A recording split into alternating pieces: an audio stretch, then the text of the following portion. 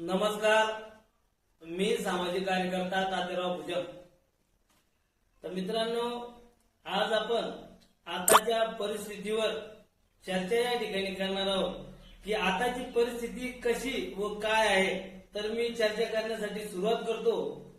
तर आपल्या भारतातील, आपल्या राज्यातील, आपल्या जिल्ह्यातील, आपल्या तालुक्यातील व आपल्या गावातील जेही नागरिक आहे, मग नोकरदार वर्ग सोडले तर प्रत्येक नागरिकांच्या चेहऱ्यावर या ठिकाणी 12 वाजलेला आहे।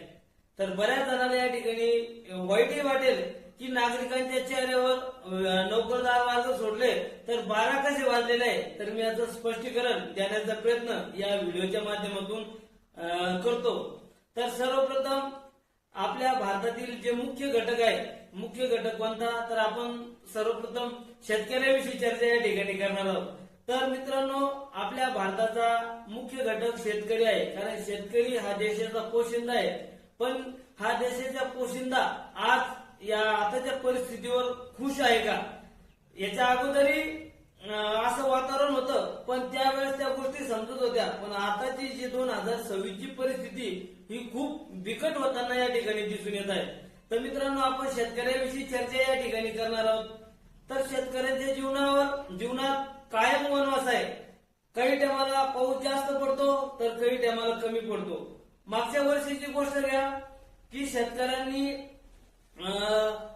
महागाईचा खत बिजवाई घेऊन त्या ठिकाणी शेतात पेरणी त्या ठिकाणी केली आणि ऐन तोंडात घास येण्याचा टाइम आणि त्या ठिकाणी खूप मोठ्या प्रमाणात पाऊस पडला आणि अनेक शेतकऱ्यांचे जे मक्काचं पीक होतं, कपाशीचं पीक होतं, ते अति पावसामुळे त्या ठिकाणी खराब झालं, काही वाहून गेलं, काही सडून गेलं आणि कुठेतरी जे 10-20% त्या अति पावसामुळे जे वाचलं होतं, तर त्या जो माल उरला होता त्या मालालाही त्या ठिकाणी भाव नव्हता।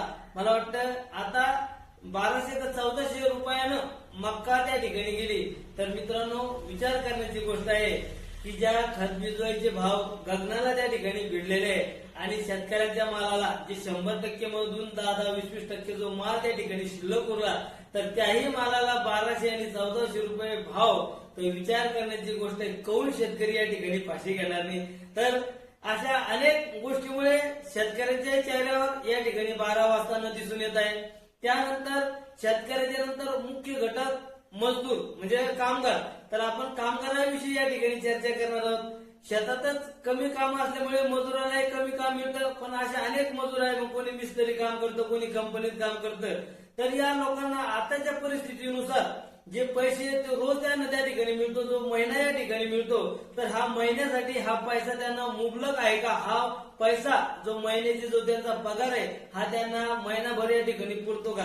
तर या महिन्याभरामध्ये या कामगारांना जे लागणारा खर्च आहे, तर मी हा खर्च या ठिकाणी सांगण्याचा प्रयत्न करतो।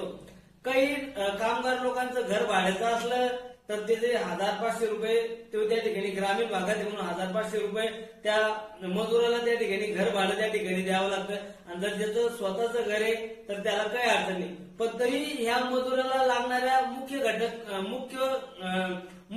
वस्तू कोणत्या, मुख्य घटना कोणत्या, तर सर्वप्रथम किराणा खाणं गरजेचं आहे आणि खाणं गरजेचं असल्यामुळे किराणा हा घरात भरणं गरजेचं असतो।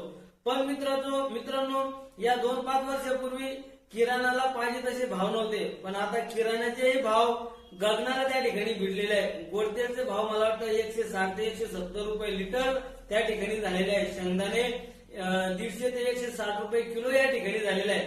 तर कुठेतरी त्या मजुराचा, कामगाराचा काही पगारातील घटक या किराणाला त्या ठिकाणी खर्च होतो। त्यानंतर अजून या कामगाराचा खर्च कोणता, तर प्रत्येकाच्या घरात ऑनलाईन मोबाईल आहे आणि प्रत्येकाच्या घरात 2-2, 5-5 मोबाईल असल्यामुळे एका मोबाईलचा रिचार्ज 300 ते 350 रुपये। तर कमीत कमी 1,500 ते 2,000 रुपये या रिचार्जच्या खर्चासाठी प्रत्येक कामगाराला, शेतकऱ्याला त्या ठिकाणी लागतो। पण शेतकऱ्याचं थोडंफार धकून जातं, पण कामगाराला ते त्या ठिकाणी रिचार्ज मारणं म्हणजे मारणं गरजेचं आहे। त्यानंतर गॅसची टाकी महिन्याला त्या ठिकाणी भरणं गरजेचे आहे। गॅसचे भाव गगनाला त्या ठिकाणी भिडलेले आहेत। त्यानंतर प्रत्येकाच्या घरी लाईट आहे, मीटर आहे आणि त्या मीटरचे म्हणजे लाईटचे भाव गगनाला त्या ठिकाणी भिडलेले आहेत। तर विचार करण्याची गोष्ट आहे की या मजुराला कामगाराला जो त्याचा महिना पडतो तो प्लस न राहता मायनस मध्ये त्या ठिकाणी होत आहे. मग हे एवढं खर्च करून त्या मजुराकडे शिल्लक पैसे त्या ठिकाणी राहत नाही आणि अनेक उसनवारी करून या मजुराला त्या ठिकाणी आपला परिवाराचा उदरनिर्वाह त्या ठिकाणी करावा लागत आहे. त्यामुळे मजुराच्याही चेहऱ्यावर या ठिकाणी 12 वाजताना दिसून येत आहे.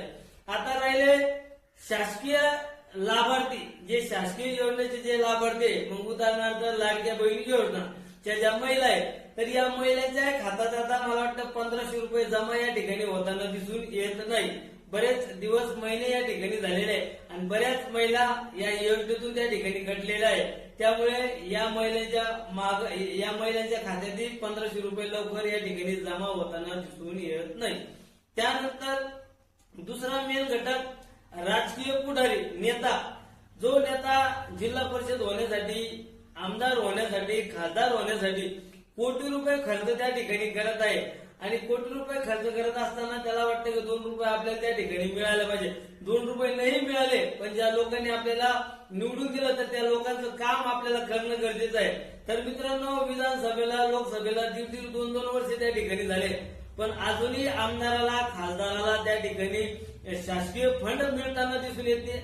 कोणतेच काम आमदार निधीतून, खासदार निधीतून या ठिकाणी होताना दिसून येत नाही. मी आमदारांना, खासदारांना दोष या ठिकाणी देत नाही, कारण त्यांना वरतून निधीच त्या ठिकाणी मिळत नसल्यामुळे ते कुठून खर्च करणार आहे. त्याने ऑलरेडी कोटी रुपये घरातून खर्च करून निवडून येण्यासाठी त्यांनी घरातीलच पैसे त्या ठिकाणी खर्च केलेले असतात. तर त्यांना कमाई करणं तर सोडा, पण लोकांसमोर फिरण्याची सुद्धा लाच या प्रतिनिधींना या ठिकाणी वाटताना दिसून येत आहे. तर अनेक शासकीय कामं, अनेक शासकीय निधी उपलब्ध नसल्यामुळे कामं होताना दिसून येते. मग गायगोटा असो, शासकीय विहीर मंजुरी असो, त्यानंतर पाणंद रस्ते असो, असे अनेक तालुक्यातील, जिल्ह्यातील कामं या ठिकाणी बंद पडलेले दिसून येत आहे.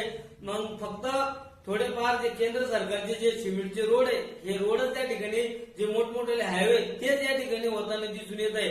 त्यानंतर कोणतेच शासकीय कामं या ठिकाणी होताना दिसून येत नाही. तर मित्रांनो, शासकीय योजनेचे निधी मिळत नाही, आमदारकीचं फंडातून कामं या ठिकाणी होताना दिसून येत नाही. तर त्यामुळे आमदाराच्या, खासदारांच्या, नेत्यांच्या चेहऱ्यावर सुद्धा या ठिकाणी 12 वाजताना दिसून येत आहे. त्यानंतर जे शासकीय योजनेचे जे लाभार्थी, मग गायगोट्यावाले असो, वीज योजनेवाले असो, घरकुल योजनेवाले असो, घरकुलांचे पहिला चेक या ठिकाणी पडलेला आहे. आता दुसरा चेकाला इतकी अडचण येत आहे. 15,000चा पहिला चेक पडतो आणि पडत असताना अनेक जण स्वतः घरून उसनवारी करून, दुकानदाराकडून काही सिमेंट लोखंड आणून त्या ठिकाणी 20 मिनिट करतात. 20 मिनिटालाच मला वाटतं 1-1.5 लाख रुपये खर्च त्या ठिकाणी येतो आणि येत असताना 15,000चा चेक आणि दुसरा चेक लवकर मिळासाठी म्हणून अनेक जण त्या ठिकाणी प्रयत्न करत असतात. पण मित्रांनो, दुसऱ्या चेकाला सुद्धा आता या ठिकाणी शासनाकडे पैसेच नाही. तर कुठेतरी या लाभार्थीच्या चेहऱ्यावर सुद्धा 12 वाजताना दिसून येत आहे. तर मित्रांनो, असे अनेक उदाहरणं या ठिकाणी आहे. मोबाईल रिचार्जचा दर वाढलेला आहे, गॅसची टंचाई आहे, पेट्रोल डिझेलचे भाव या ठिकाणी वाढलेले आहेत, तेही लवकर या ठिकाणी मिळताना दिसून येत नाही. बँकेमध्ये आपले स्वतःचे पैसे बँकेमध्ये जमा असताना ते पैसे आपल्याला लवकर या ठिकाणी मिळताना दिसून येत नाही. पैशाची टंचाई त्या ठिकाणी दिसून येत आहे, किंवा जे योजनेचे पैसे ते सुद्धा या ठिकाणी बँकेमधून लवकर मिळताना दिसून येत नाही. तर अशा सर्वांच्या चेहऱ्यावर या ठिकाणी 12 वाजताना दिसून येत आहे. तर आपल्या कन्नड तालुक्याचे आमदार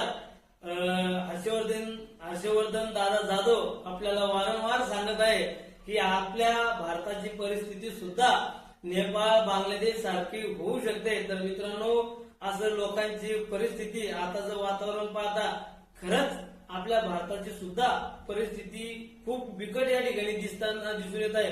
कारण जो तो तणावग्रस्त आहे, मग शेतकरी असो, मजदूर असो, म्हणून लोकांच्या आत्महत्येचं प्रमाण या ठिकाणी वाढत आहे. अनेक तरुणांना नोकरी मिळत नसल्यामुळे ते बेरोजगार झालेले, व्यसनाधीन झालेले. अनेक तरुण मुली या ठिकाणी वाम मार्गाला लागत आहे. आपलं लक्ष फक्त 2 पैसे कसे मिळतील याकडे नसताना आपल्याला या शासनाने गुंतवण्याचं काम केलेलं आहे. ते कोणतं? तर आपल्याला IPL मध्ये गुंतवलेलं आहे. आपल्याला असं वाटतं कधी 7:30 वाजतात आणि कधी आम्ही IPL मॅच बघू, चेन्नई विरुद्ध मुंबई, मुंबई विरुद्ध कोलकाता, याच्यातच आपला टाइमपास या ठिकाणी चालू आहे. पण आपल्या भारताची परिस्थिती काय आहे, आपला भारत या ठिकाणी श्रीलंका सारखा, बांगलादेश सारखा या ठिकाणी परिस्थिती निर्माण झालेली आहे, हे खरं सत्य परिस्थिती आहे. जर शासनाने व्यवस्थित नियोजन या ठिकाणी नाही केले तर खरंच आपल्या भारताला सुद्धा या ठिकाणी खूप मोठ्या संकटाला सामोरं जावं लागणार आहे, असे हर्षवर्धन दादा आपल्याला वारंवार सांगतात. तर मी तरुणांना, नागरिकांना सांगू इच्छितो की आपण वेळी सावधान या ठिकाणी व्हा. आणि शासनाला मी या ठिकाणी विनंती करतो की अशी परिस्थिती होईल की तुम्हाला पळती भुई या ठिकाणी पडेल. अनेक लोक खून, डकेती, लूटमारी या भारतामध्ये, गावामध्ये, जिल्ह्यामध्ये वाढेल. कारण बेरोजगारीचं प्रमाण वाढताना दिसून येत आहे, महागाईचं प्रमाण या ठिकाणी वाढताना दिसून येत आहे, भूकमारीचं प्रमाण या ठिकाणी वाढताना दिसून येत आहे. ज्या आवश्यक घटक आहे या घटकाचे खूप मोठ्या प्रमाणात दर वाढताना दिसून येत आहे आणि कमाईचं प्रमाण हे शून्य या ठिकाणी झालेलं आहे. तर शासनाने या भारताकडे लक्ष द्यावं एवढीच मी आपणास या ठिकाणी विनंती करतो. धन्यवाद.